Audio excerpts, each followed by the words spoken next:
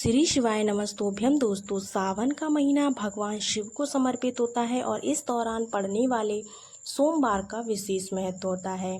इस साल 2025 में सावन मास 11 जुलाई से शुरू हो चुके हैं और पहला जो सोमवार है वो कल 14 जुलाई को पड़ने वाला है। सावन के सोमवार पर किए गए कुछ विशेष उपायों को लेकर के हम आपके समक्ष आए हैं। बहुत ही प्यारे से उपाय हैं जो कि आपको भगवान शिव की कृपा दिलाते हैं और सारी की सारी आपकी जो भी मनोकामनाएं हैं वो सारी की सारी आपकी पूर्ण करते हैं। तो इन उपायों को आप सावन के सोमवार में ज़रूर कीजिएगा, भले ही आप व्रत रहते हैं या फिर नहीं रहते हैं, उसमें कोई दिक्कत की बात नहीं है। सोमवार की आप भक्तजनों को शुभकामनाएं। इस वीडियो में बहुत सारे सुंदर, श्रेष्ठ, अति उत्तम उपाय आपको जानने समझने को मिलेंगे जिसे आप कर सकते हैं। स्वयं मैं भी करूंगी, वहीं आपको यहाँ पर बताने जा रही हूँ। उपाय प्रत्येक व्यक्ति कर सकता है जिसको कि जैसे कि मन चाहे विवाह की इच्छा है, नौकरी नहीं लग पा रही है, रोग से पीड़ित है, कर्ज बहुत ज़्यादा हो गया है तो उससे मुक्ति पाना चाहते हो या फिर धन की प्राप्ति करना चाहते हो, तो ऐसे में आपको इन उपायों को ज़रूर करना चाहिए। बहुत ही महत्वपूर्ण वीडियो होने वाला है। सबसे पहले एक विशेष जानकारी कि गुरुजी ने आजकल कथा जो दी है, गुरुजी कहते हैं कि आज की हमें जब हम शिवलिंग को समर्पित किया हुआ जल अपने शरीर के 5 स्थानों पर लगा लेते हैं तो हमारी कुंडली में नवग्रहों की जो दशा होती है ना, किसी भी कारण से हो, शनि मंगल राहु की दशा हो, हमें परेशान कर रही हो, जिस कारण से हमें मार्ग नहीं मिल पा रहा है, तो हमारे नवग्रहों की दशा जो होती है वो कट जाती है और हमारे जीवन में सौभाग्य मिलता है। तो शिवलिंग पर आप इस सोमवार के दिन दिव्य पावन पवित्र सबसे अमृत की बूंद अपने घर से जल का लोटा ले जाकर के शिवलिंग पर समर्पित कीजिएगा। उसके बाद आप सभी भक्तजनों को शिवलिंग पर चढ़ाया हुआ जल अपने साथ प्राप्त करके जरूर से लाना है। अपने नेत्रों से उसको लगाना है, उसके बाद अपने कंठ में लगाइएगा, गले में लगाइएगा, अर्थात तीसरा जो है उसको कान अर्थात कानों में लगाना है, चौथा अपने मस्तक पर लगाइएगा, पांचवा अंतिम आपको अपने हृदय से लगाना है। कुल मिलाकर सावन के पावन पवित्र महीने में आप सभी भक्तजनों को शिवलिंग पर जल चढ़ाकर अपने छोटे बच्चे से लेकर बूढ़े व्यक्ति तक इन नवग्रहों की दशा को सुदृढ़ करने के लिए, यानी कि इनको सुधारने के लिए आपको शरीर के इन 5 अंगों पर शिवलिंग से लाया हुआ जल जरूर से लगाना है। इससे आपके ग्रह जो हैं सारे के सारे एकदम ठीक हो जाएंगे। यह बात आपको जो है नई विशेष पता चली होगी तो कमेंट्स में आप हमें हर हर महादेव जरूर लिखिए। अगर आप पहले से जानते हैं तब भी ज़रूर से लिखिएगा। साथ ही साथ आपको श्री शिवाय नमस्तोभ्यम लिखकर अपने भाग्य को बदल सकते हैं। आइए आरंभ करते हैं वीडियो को।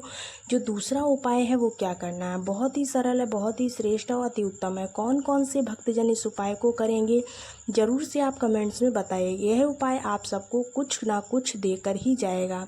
आप पूर्ण रूप से नोट करते हुए चलिएगा। आपको कहीं नहीं जाना है, अपने घर का गमला लेना है।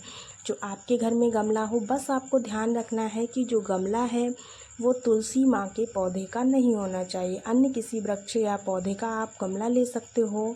उस गमले में आपको बनाना है पार्थिव शिवलिंग, ठीक है ना दोस्तों।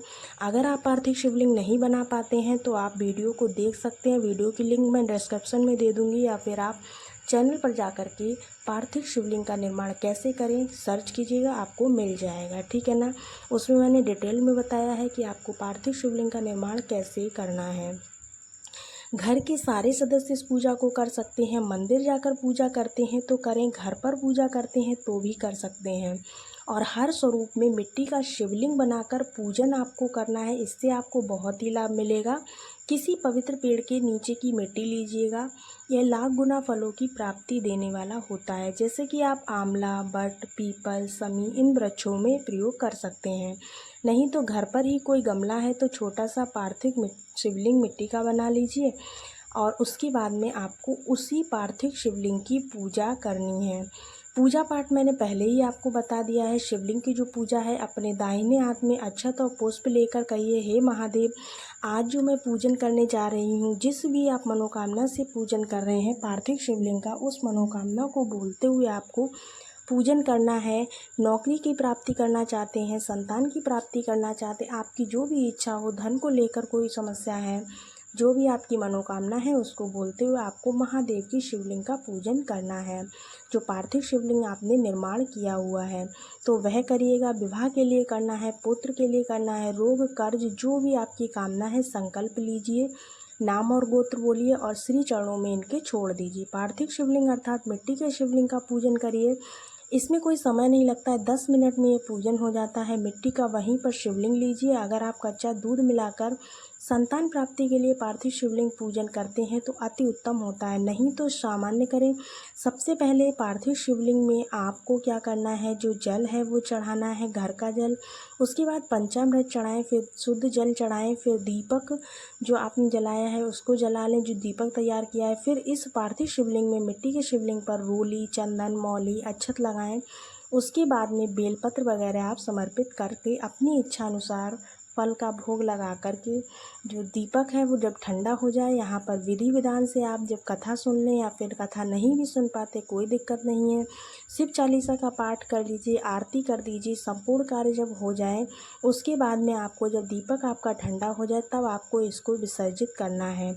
ये ध्यान रहे कि इसमें आपको दक्षिणा जरूर से चढ़ाइएगा। दक्षिणा के बगैर आप जो है ये पूजा संपूर्ण नहीं कर सकते हैं, दक्षिणा जरूर से चढ़ाइएगा। बाद में दक्षिणा के जो पैसे हैं और जो आपने फल चढ़ाया हुआ है वो आप किसी भी कन्या को दान कर सकते हो।